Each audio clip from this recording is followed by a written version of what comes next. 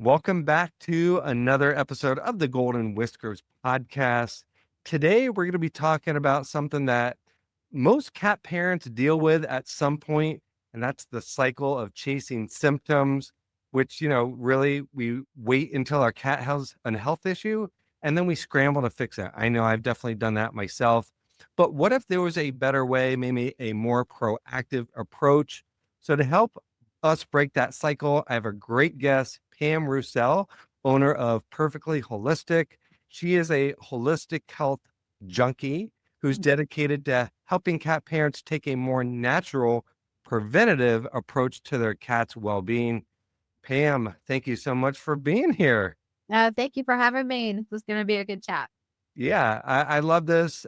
Those of you who may be familiar with Pam, I had her as a guest for my Feline Wellness Summit, and she's everywhere in the feline space. But Pam, I know you have 4 cats, their names and their ages and maybe a little bit about them, because that's the most important thing here, right? Talking about Yeah, I'll talk and eat breed. Gunner is 16. Aylin is 8, 9. What? She was born in 15. So he's 9. She's 9. Had to stop and think. And then I have 2 that are 2. They're literally 5 days apart. 5 days apart. Okay. So did you adopt them together, the last 2? Okay, you did. We have the same mama, different daddy. Okay. Very nice. They have the same daddy, different mama. Different mom. Okay. Different. Yeah. And I know you. My joy. Yeah. Gosh. And you said they're sleeping right now. They're all sleeping.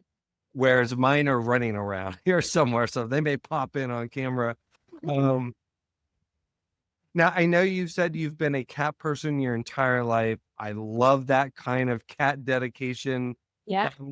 Tell me how you got into holistic cat wellness, and maybe what was that aha moment for you that made you go, I need to do things differently than what I'm currently doing with my cats? Well, it started a long time ago. I used to be in the fitness industry as a fitness professional and had an injury that wouldn't heal. So after months and months and months and months of conventional medicine that did not work, I was on a vacation in Vancouver driving through Chinatown and saw all these signs over the market, written in Chinese and English. And it was just one of those epiphany moments that I'm like, I need to get home and go find a Chinese doctor. And I had never explored Chinese medicine, but I knew that it had been around for thousands of years. And if it didn't work, people wouldn't use it, right? So that's what I did. I went home. I found the Chinese doctor literally off the boat from China. She was a medical doctor, had been in the States for 10 years, very hard to understand. But she had me healed in 8 weeks and said, don't come back.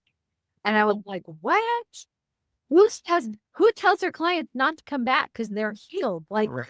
That doesn't even register in our medical system, right? They're always saying, well, you got to stay on this medication the rest of your life, or you got to come back and again and whatever. So that kind of started to unpack the whole alternative, healing. Chinese medicine, what does that look like?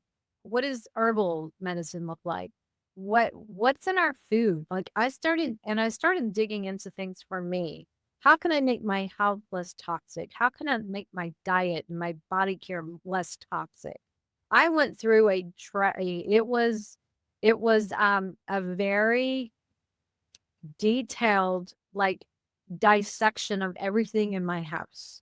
And I was just like, nope, not using that anymore, throwing stuff away, and started going to natural grocery stores like Whole Foods and learning about whole different brands that didn't have the toxic stuff in it. Anyway, so when my cat started having problems that the vet couldn't fix without being on, constant lifetime supply of veterinary prescription food that was like $35 for an 8-pound bag. Like you can't afford that. And I was learning about raw feeding and fresh food diets this is like in the mid 2000s, maybe 2006, 7, 8, something like that. I took my cat, instead of following the veterinary dermatologist's expensive, recommendations to do all this allergy testing, I took her to a naturopath clinic in my neighborhood that a friend of mine had been going to. They did muscle testing and energy healing work and things like that on their clients. And she saw a lady bringing her cat there, and it always registered. I'm like, that's interesting. So when I couldn't get answers from the vet, I went to them and I said, I got to fix this chin acne thing. It's not what's causing it. Why can't we get rid of this? And so anyway, they found out through muscle testing and me as a surrogate that it was chicken, king, and I don't remember, probably dairy or something else that she was just sensitive to or reacting to. Um, and they did some energy work and they cleared that as a stressor. And she never had trouble with chicken again. She never got the acne again. I mean, that was like in a 30-minute session. Yeah. And that was just that was the opening the can of worms, if you will, with pets. So everything that I had been learning up until that point, I was like, wow, this works on animals. Mhm. Started just diving in and saying, well, what can I do that I'm learning for me that would work for my cats? And then that led to taking muscle testing classes, which led to art, learning and energy work and Reiki and what I'm doing now is mind, body, spirit release and holistic wellness approach and all these energy modalities of healing that work for people and for pets. So I work in the realm of energy and frequency. I don't work in the medical side of things, but that's where you can find answers sometimes because you're looking at things from a different lens, instead of the standard veterinary box model that's very limited and restrictive a lot of times. Yeah. I love that because there's a lot of synergy. What can be healthy for us humans Ah, also be applied to our feline friends, right? Yeah. it's like when you have those aha moments, you're like, that makes sense. What? Sure. Yeah, exactly. Then you feel like an idiot. Like, well, why didn't I get that? Right. I want to dive into this big topic today, that cycle of chasing symptoms, Yeah. which we alluded to. Can you explain what that means for cat parents who might be unknowingly stuck in it? Okay. To simplify it, I want you to think of the whack-a-mole game. The vet's like, oh, here's a medication. Let's address that. Oh, that didn't work. We'll try this. It's like this constant battle of symptom medication. And it keeps you in and out of the vet clinic over, and it doesn't ever resolve the problem because they're not trying to find the root cause of the problem. They're just trying to make a symptom stop, whether that's vomiting, whether that's itching or allergies or, whatever the case might be, digestive stuff. They don't ever try to figure out why this is happening. And so the thing that I tell cat parents all the time is the most important thing you can be asking your vet is, why is this happening? Mhm. They can't give you a satisfactory answer, then you need to leave and go do your own research and go find somebody else to, start becoming the informed cat parent and stop delegating that responsibility to your doctor or to your vet because they don't always have all the answers. And if you're stuck in this cycle of, constant medication, prescription foods, and your cat is not thriving, they're just getting by, they're just surviving. And a lot of times their lifespan is shortened because of it, right? Because they we can't keep expecting to put pharmaceutical drugs over and over and over and weakening their body, damaging organs and things like that and expect longevity. It doesn't work like that. So we have to figure out what is wrong, what's at the very, very root of this issue. And let's go address that. Because in a holistic approach, in holistic health, you want to look for the root cause of the problem. And when you can address the root cause, the beautiful thing is all the symptoms go away. So if you're still not sure if you found the root cause and you're addressing symptoms, then you haven't found the root cause. You're still just fighting the whole cycle of symptoms that most people get stuck in and they don't know how to get out of it. Mhm. Yeah, yeah. Thanks for sharing that. And we kind of discussed a little bit prior to us recording that my previous cat, Mia, I had two previous cats, but Mia had a lot of health issues kind of the last few years, and she did live to 20, which I was blessed. Yeah. But and I didn't ask that question why. So when she was diagnosed with kidney disease, I didn't necessarily ask my vet, why is this happening? And it was the 20 years was very probably like standard, like, fed her kibble for the first 13 years, and then we did a combination of wet food and kibble. Just put out water in a bowl, didn't really have as much interactive play. We weren't on any type of supplements or anything like that.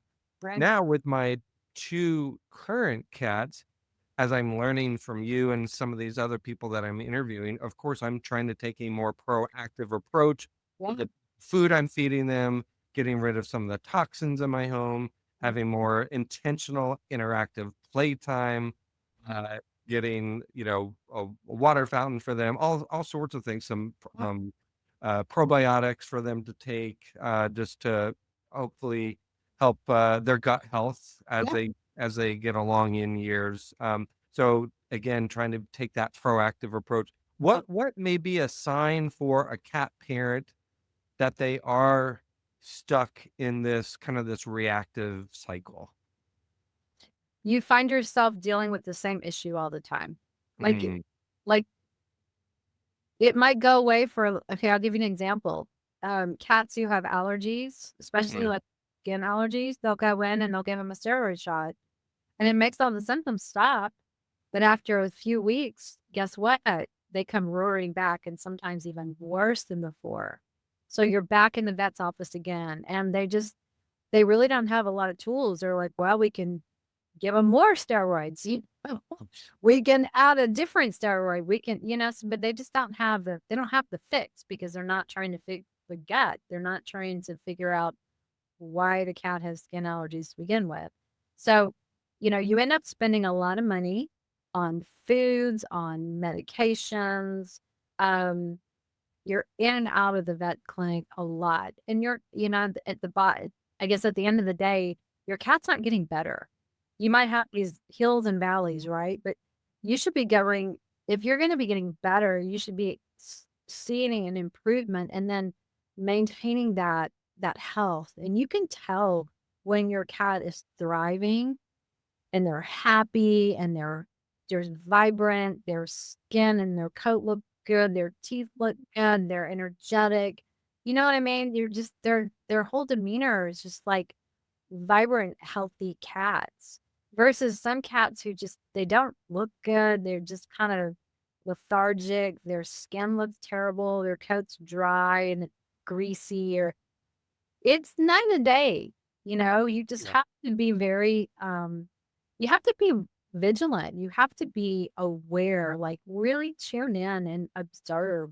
I think a lot of times we just get busy with life, right? And we're just going Mm, through our day and hope some food and, I'll pet you while we're watching TV at night or whatever. And that's about the most interaction that they get all day. We don't really pay attention and connect with them and look at them, how's their breath? How's their poops? How's their skin and their coat? Or how's their diet? What am I feeding them? Do they like it or do this kind of like, yeah. You know what I mean? It's like, yeah. how excited are they about mealtime? Um, just the little things, that kind of, if you're paying attention, you see all this. But a lot of times I don't think people stop to think about those things. Hmm. Yeah, and I think we may have talked about this before, or I did with one of my guests in the summit, that it's really a myth that cats are low maintenance. Right. Like you can't just plop them down and then expect them to thrive without any interaction or paying attention. So it's not just I know like you have to take out dogs, right, a few times Yeah. a day, and you don't necessarily have to do that with a cat, but the bond that you need to create with your cat and to make sure that they are healthy, you really do need to be spending a lot of time with them and doing research on best types of foods and supplements and all sorts of things like that. Yeah. It's that connection, you know? Mhm. Cats Cool. don't necessarily always require the same amount of attention that some dogs do. Um, But if you pay them more attention, they want to be more engaged with you, I think. Yeah. You know what I mean? Yeah. Um, let's switch gears a little bit. So how, if we're in a cycle, let's Mhm. say, of being reactive, how do we break out of this cycle? Maybe some simple steps that cat parents can take to move from reactive to proactive. Well, some of the first things that you can do are some really specific diagnostics to get to the root cause. So there are technology has come really, really far. And unfortunately, I don't think even some vets are aware of some of the new tools available to cat parents. And some of these diagnostic tests are kits that you can actually get sent to your home, and you send in poop sample or a hair fur sample, and or a swab from their mouth, and you send it off to these companies like VDI Labs or Innovative Pet Labs. They can do even animal biome does microbiome testing and things like that. Those are just a few examples. If you go to their websites, you can see the types of diagnostic testing, including um, vitamin D levels, minerals, looking for heavy metals that are in the body. You can even see things like how comprehensive their gut health is, because they actually have comprehensive gut Mhm. health testing where they look at several markers and things like that. And these are newer technologies that in-house vets don't have. So innovative companies like these are doing some really phenomenal things, and it's not over the top expensive. Um, but the nice thing is a lot of times, like I said, they send you the kit and you send it off to them, and they send you the results. They'll send the results to your vet too, so that you can work together as a team to figure out, okay, well, based on this is how we need to address this. You know what I'm saying? Mm. It allows them to do a little deeper dive and find the why, or at least part of the why. Maybe there's multiple whys. Um, and then some like non-conventional things is hire some people like myself who do energy work, you- who look at things through the lens of energy. You've got Reiki healers out there. You've got mind, body, spirit release people like what I do. We look at emotional components of health and wellness, because there's always an emotional component to an illness of any kind. Um, Talk to an animal communicator. There are so many cool therapies that are available, like even rehabilitation for pets. I mean, these are like things that didn't exist in my world about 15 years ago when I first started looking, but it's just exploded because now pretty much anything they're doing on the human side of health and science and research and testing and stuff and therapies, they're starting to do for pets, or they have been doing for pets for several years. So there's just a lot more tools. I mean, you've got Chinese medicine, you've got acupuncture, you've got chiropractic for pets now. Um, so I think you have to get out of your proverbial, box that you're in, and Mhm. have the courage to step out of that, even if it's just like peeking over the sides and going, okay, well, what else could I look at? Find an integrative vet, find a holistic vet, someone who does homeopathy. Um, and then a lot of times you're probably going to want to build a team, because each component brings a special, unique talent to the table that can find or can help you find answers to the puzzle that is your cat, whatever's going on with that. So I just say keep an open mind and start to explore things that you haven't looked at. And that's where just talking to someone who, there's some amazing people in the cat space online. You interviewed so many of them at the summit. But you, we have content out there all the time on video. There's so much free content available. You could spend hours just binge watching all of and learning so much. And then you're more empowered the next time you go to the vet and you're dealing with a certain issue. You could start asking some questions that you never even knew to ask for. So I think it's on us to kind of take that proactive approach like you were talking about, do your own research, start to learn, get out of your box, have an open mind because you never know what you might hear might be exactly what you need to figure out whatever the mystery is you're trying to solve. Mhm.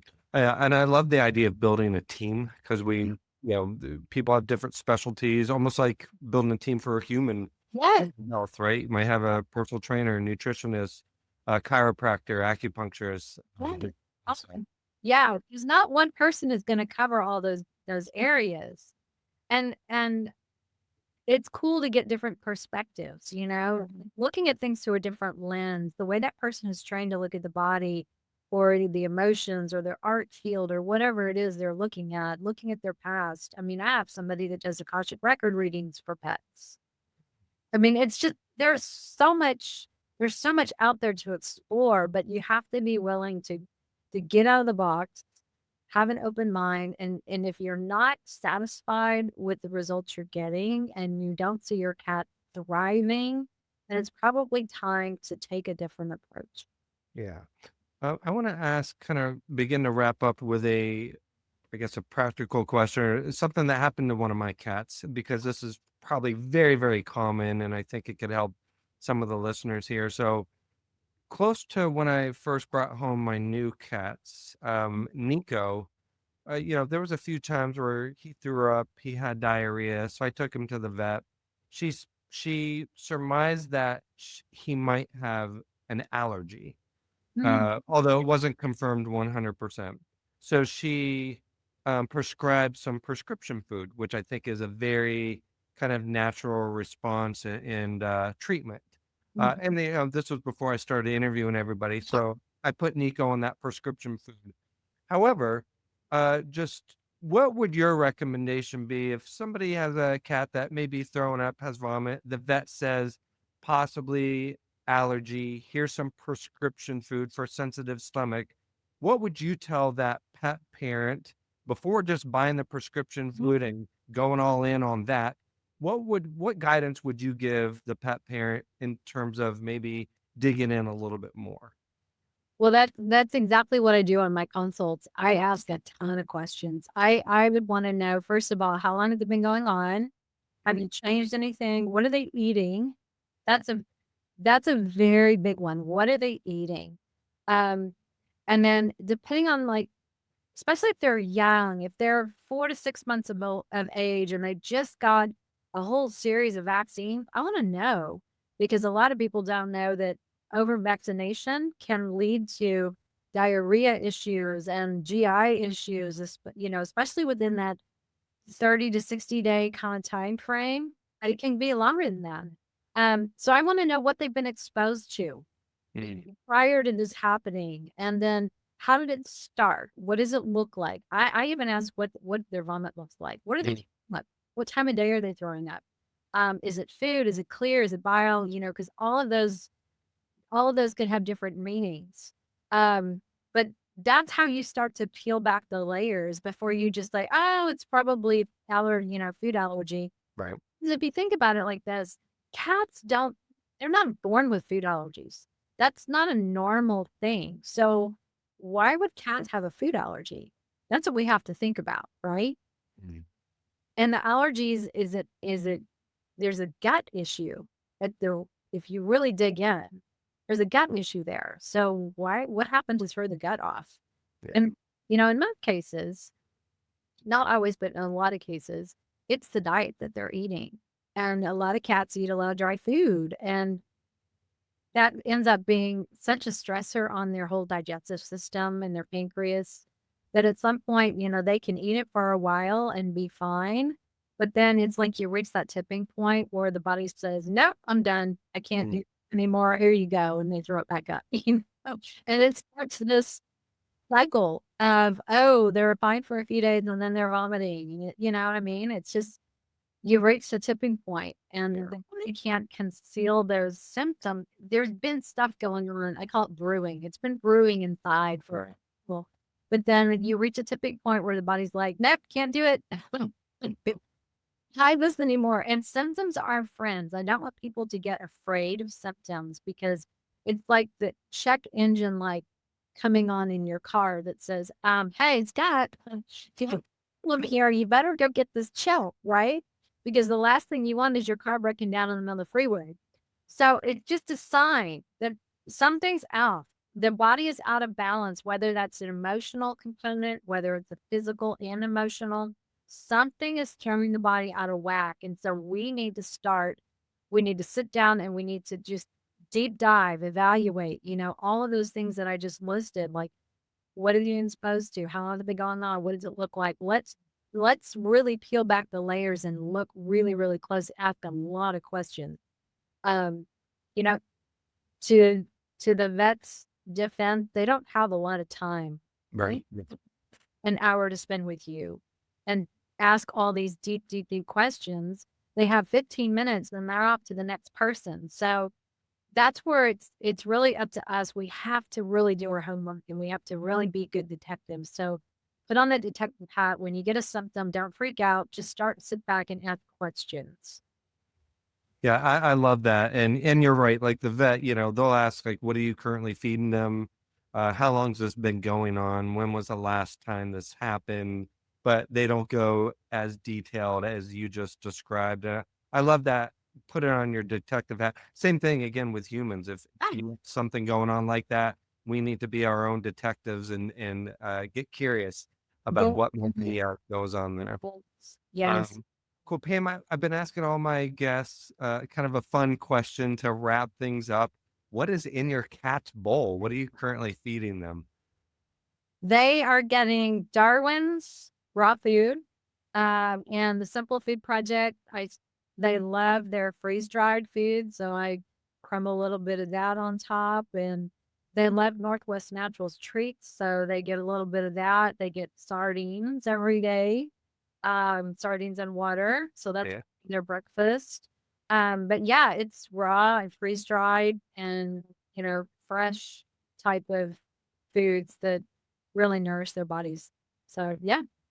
I love it. Pam, where can people find you if they want to learn more? Maybe your website, any social media links, anything that you would like to share out there. Yeah, no, thank you.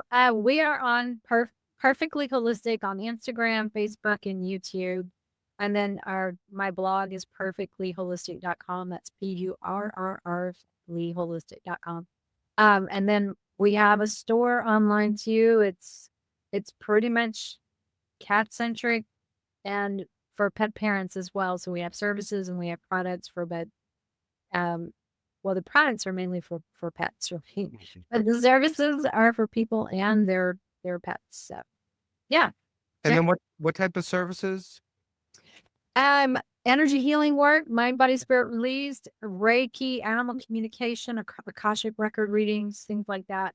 And you can do that virtually, right? Yes.